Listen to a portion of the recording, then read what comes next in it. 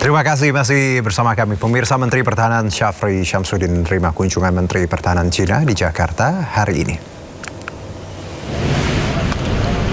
Ya, Menhan Syafri menerima kedatangan Laksamana Dong Jun di gedung Kemenhan Jakarta.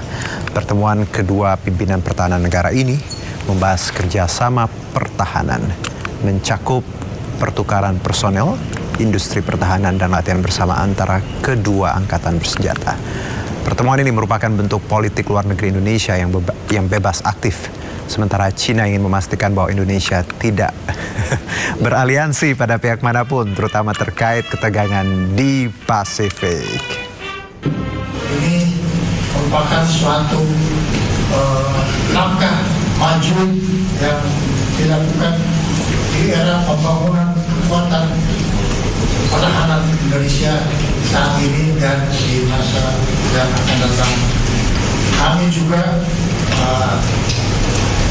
mengundang angkatan bersenjata Tiongkok untuk ikut serta di dalam latihan bersama seperti Happy Garuda yang merupakan salah satu bentuk konkret hubungan antara Tentara Nasional Indonesia dan Angkatan Bersenjata Republik Rakyat Tiongkok.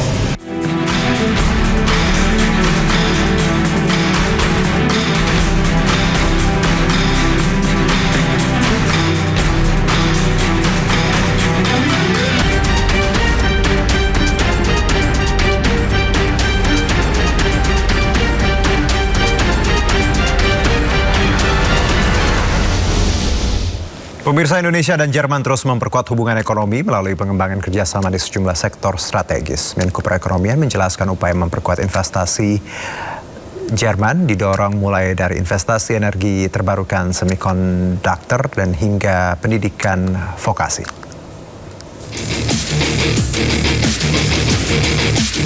Dalam pertemuan tertutup antara delegasi pemerintah Jerman dengan Menko Perekonomian Airlangga Hartarto, Indonesia mendorong sejumlah proyek potensial di sektor energi terbarukan serta penguatan rantai nilai industri semikonduktor untuk menjadi tujuan investasi Jerman ke depannya.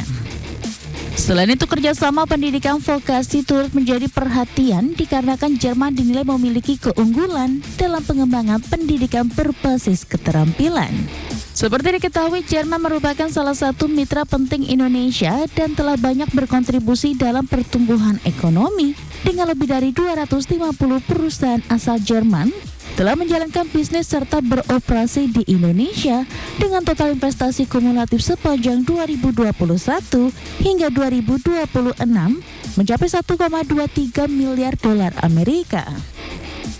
Hampir 4 billion US dollar, dan tadi disampaikan kepada Menteri Commerce bahwa kita akan ada rapat untuk terus bagaimana kita bisa meningkatkan proyek-proyek green energy ini untuk bisa mendapatkan akses pembiayaan termasuk juga dari KfW. Dan kalau kita ketahui bahwa Jerman mempunyai keunggulan di bidang riset serapan, precision manufacturing, standar industri, dan inilah yang kita ingin kerjasamakan dalam pertemuan-pertemuan berikutnya.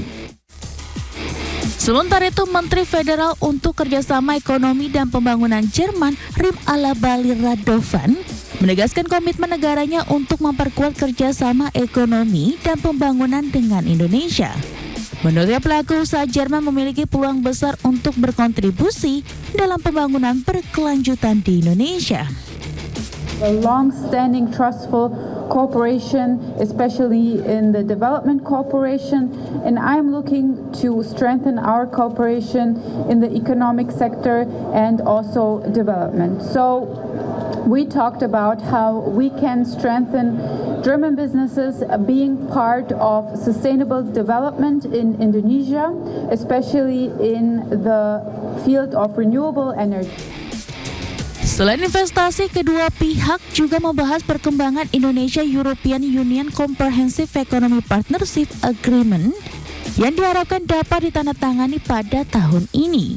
Airlangga menambahkan keunggulan Jerman dalam riset terapan precision manufacturing dan standar industri menjadi bidang yang akan terus dikembangkan dalam kerjasama kedua negara.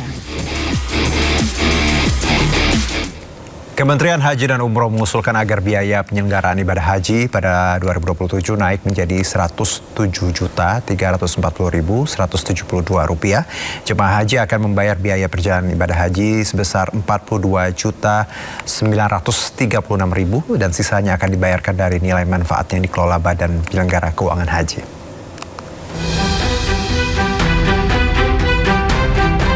Kementerian Haji dan Umroh mengusulkan agar biaya penyelenggaraan ibadah haji pada tahun 2027 naik menjadi Rp107.340.172.